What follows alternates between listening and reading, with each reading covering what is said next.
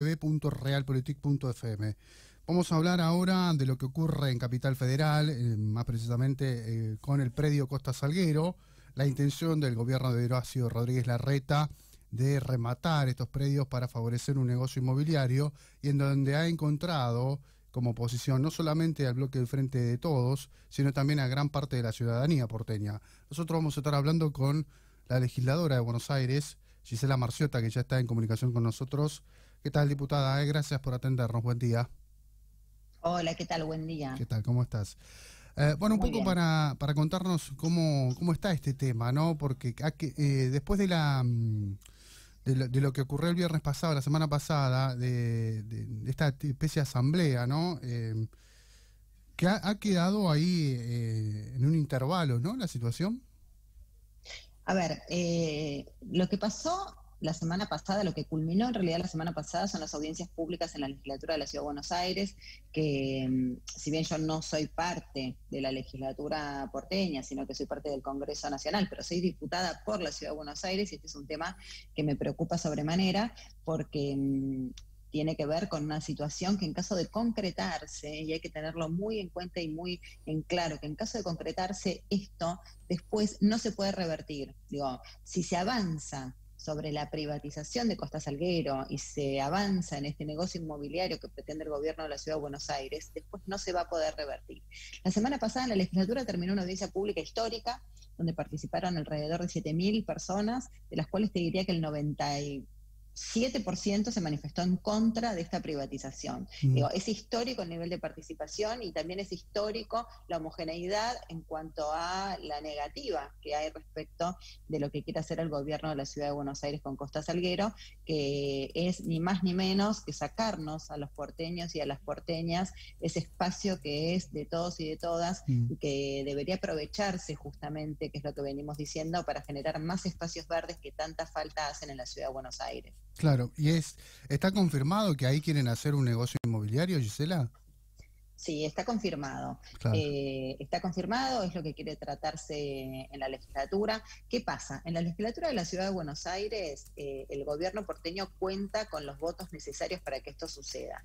Y me parece que también es importante que los vecinos y las vecinas sepan, porque en realidad quienes son parte del bloque oficialista en la Ciudad de Buenos Aires siguen la lógica con la que se viene gobernando la ciudad hace ya 14 años, ¿no? La lógica que instaló el macrismo en la Ciudad de Buenos Aires, que es la lógica de la privatización, la lógica Claro. de hacer creer que escuchamos a los vecinos y a las vecinas, pero después hacen lo que se les da la gana.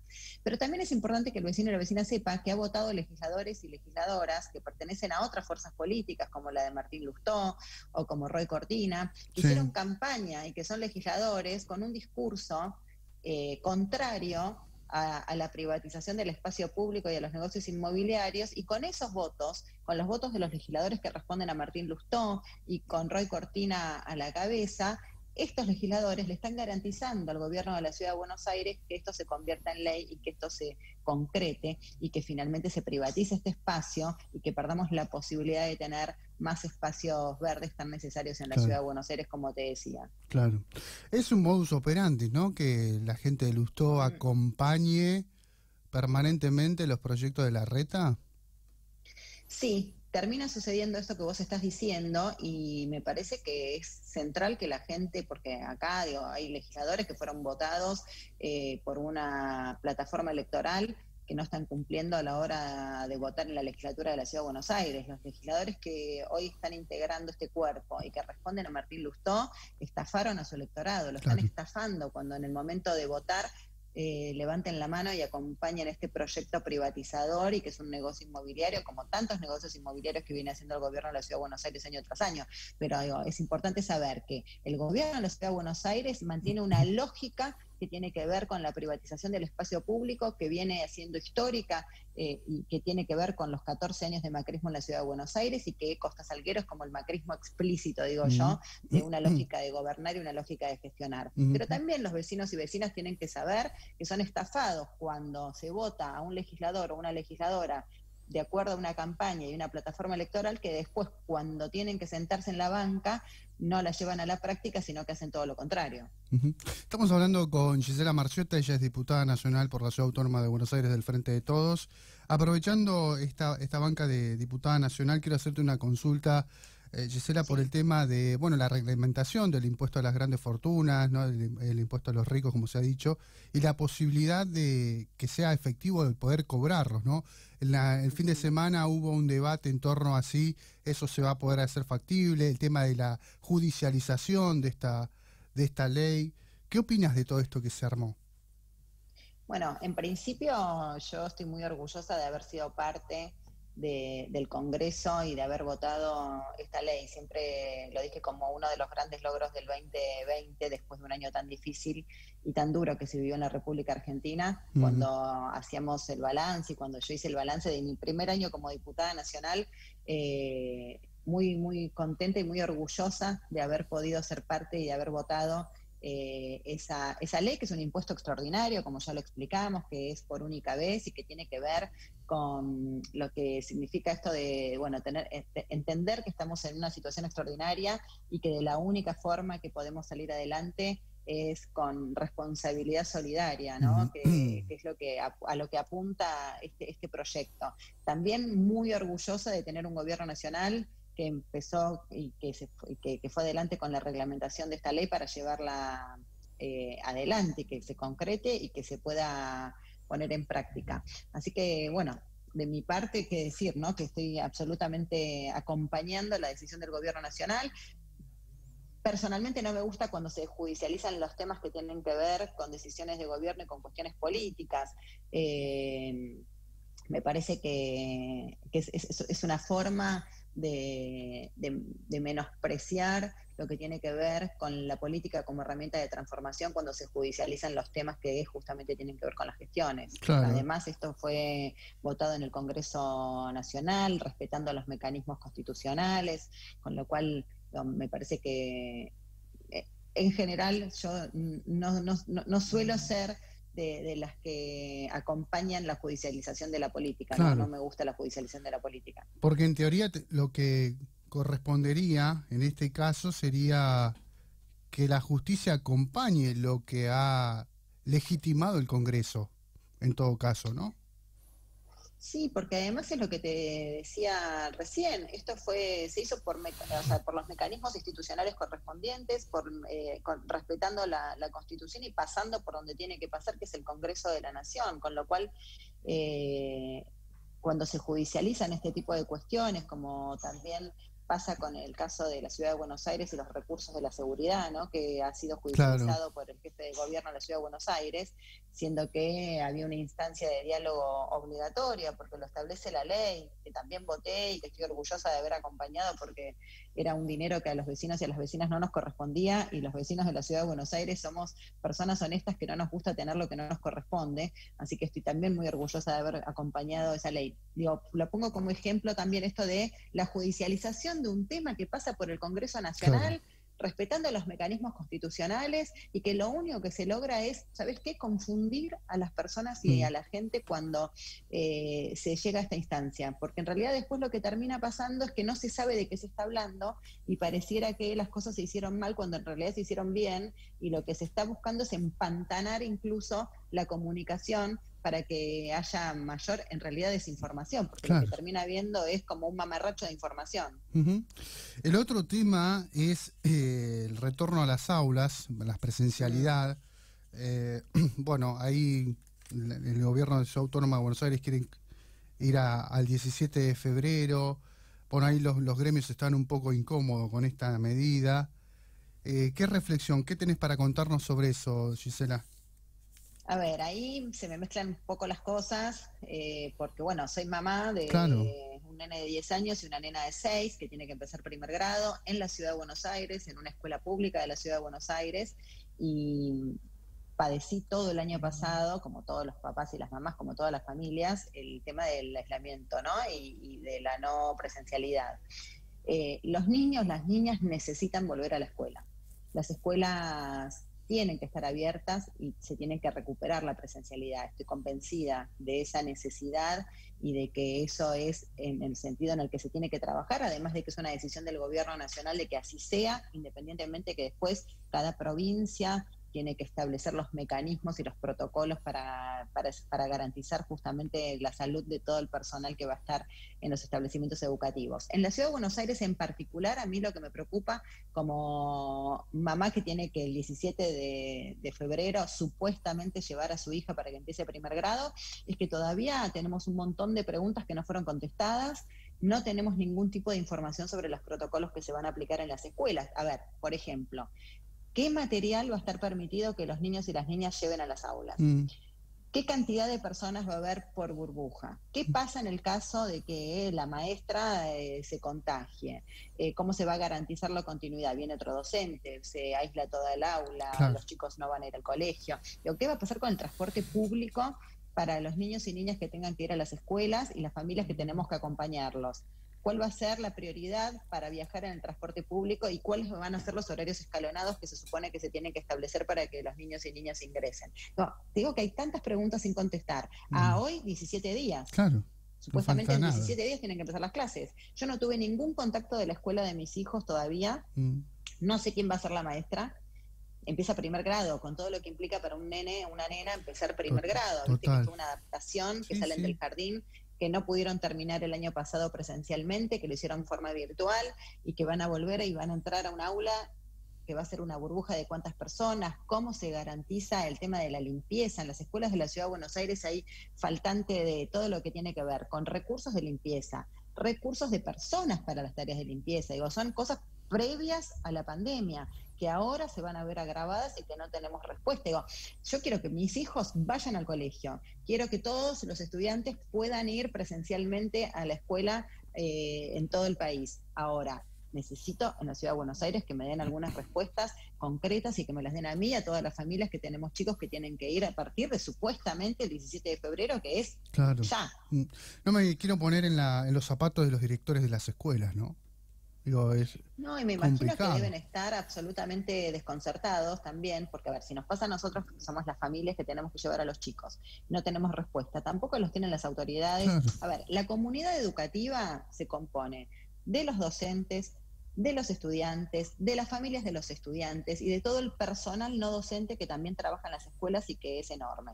Toda esa comunidad educativa, hoy lo único que tenemos son preguntas sin responder para saber cómo se vuelve el 17 de febrero a la presencialidad, a la supuesta presencialidad que el gobierno de la Ciudad de Buenos Aires está diciendo que va a haber a partir de esa fecha. Yo tengo una infinidad, mira, te digo, tengo acá una lista de preguntas que me estoy haciendo sobre cómo las máscaras, cuáles van a ser las obligatorias para usar. El gobierno de la ciudad le va a dar las máscaras a los alumnos y a las alumnas, se las va a dar a los docentes o cada uno se tiene que comprar su propia máscara. ¿Se van a hacer testeos a los docentes? ¿Con qué frecuencia se van a hacer esos testeos? Digo, hay un montón.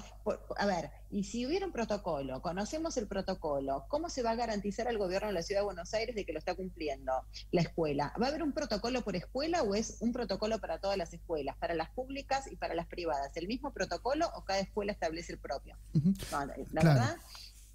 Está todo muy son agarrado todas preguntas que quisiera que se contesten antes del 17 y si esto está con las respuestas y todo, bueno, obviamente estaría buenísimo que los chicos puedan estar el 17 de febrero en las aulas. Ahora, ¿qué rol cumple Trota, el ministro Trota en esto, diputada? Digo, ¿existe la posibilidad de que pueda intervenir el ministro, políticamente, ¿no? Desde su rol como ministro de Educación de la Nación?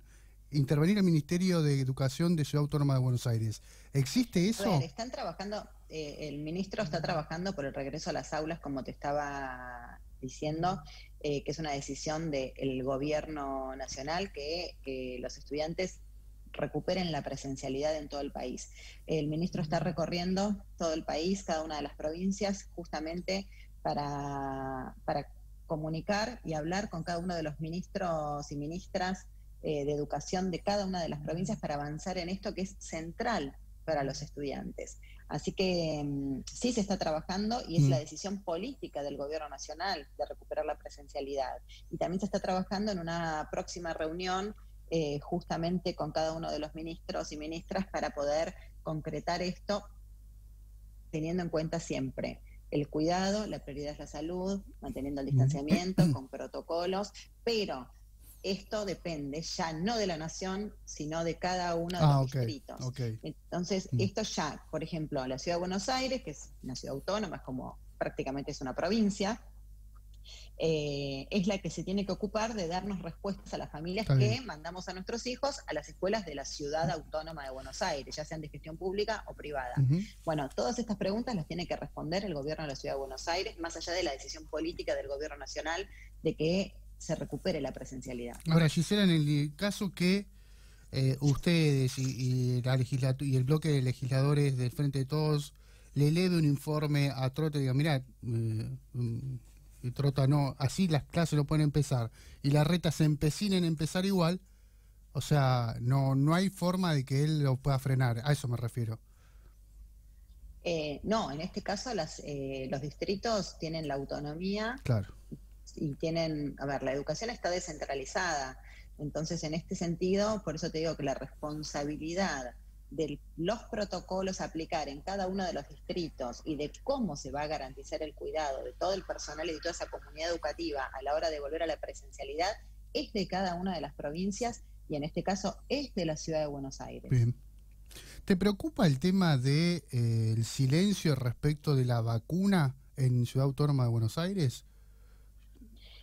A ver, sí me preocupa porque hay tanta expectativa y la gente está esperando que la Ciudad de Buenos Aires empiece a tomar registros y a que se empiecen a anotar las personas para la vacuna. Digo, hay una expectativa enorme y hay mucha necesidad de que eso empiece a funcionar en la Ciudad de Buenos Aires, así que espero yo que el gobierno porteño escuche, y es parte de lo que vengo diciendo con el caso Costa Salguero, en realidad con casi todo lo que pasa con el gobierno de la ciudad, ¿no?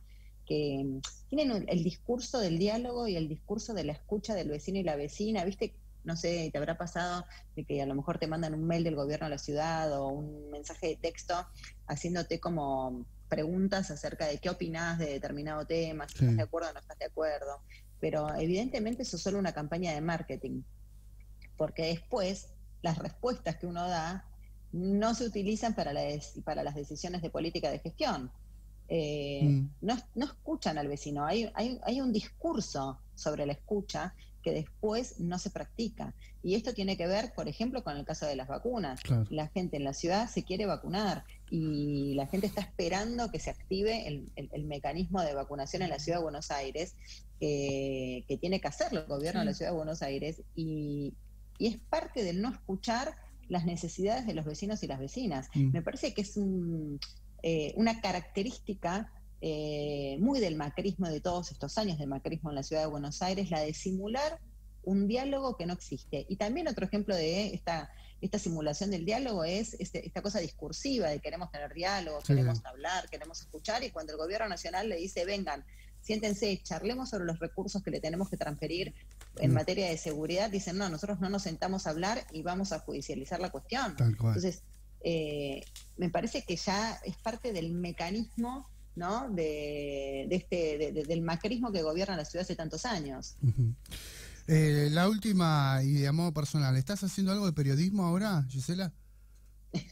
Siempre hago periodismo, yo creo. La tenés en la sangre. De forma natural, ¿viste? Que los periodistas tenemos esa cosa de la inquietud, la curiosidad, y que me ayuda muchísimo también a la hora de involucrarme en los temas. Entiendo porque que sí.